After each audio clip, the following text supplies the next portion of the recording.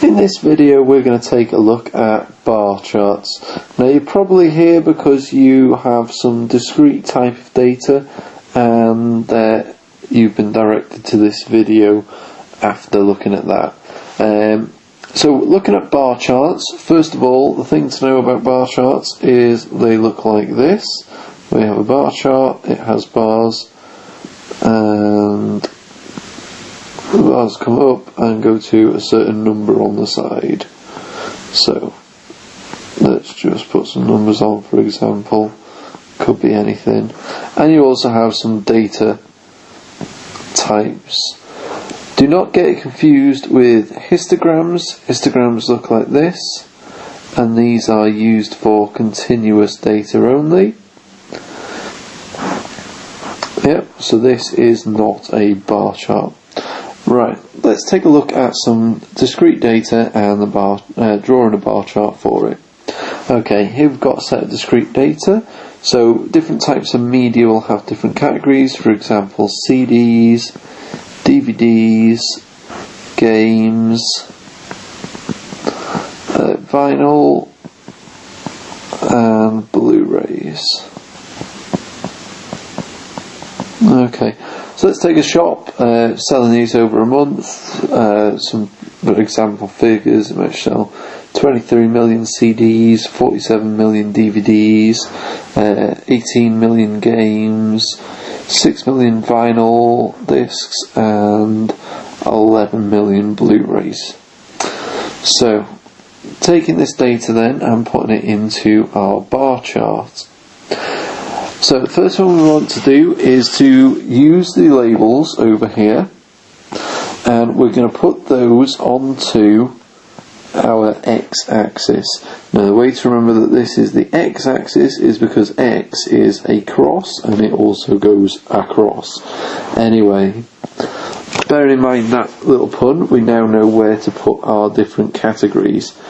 So the categories go along the bottom here, so we'll have CDs there, DVDs here, and then we have games, vinyl, and last but not least Blu-rays. Okay, now looking at this, we have 1, 2, 3, 4, 5, 6 points up the side. Therefore we can go from 0 up to 50 millions, because as we can see here 47 is the highest. So if we go up to 50, and this will be in millions. You can also see another little video for adding labels onto your graphs later on. We'll put the link at the end of this one. Okay, so now we've got that set out, we can simply put in our bars. Okay, for CDs we want 23 million. So let's go just up to above 23, not quite 25. Right, fantastic. We want 47 million DVDs.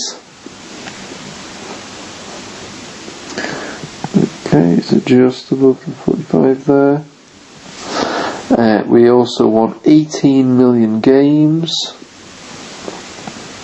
It's not quite as far as the 20. 6 million vinyl discs, so it's kind of just over 5, and 11 million Blu-rays, so just over 10 for that.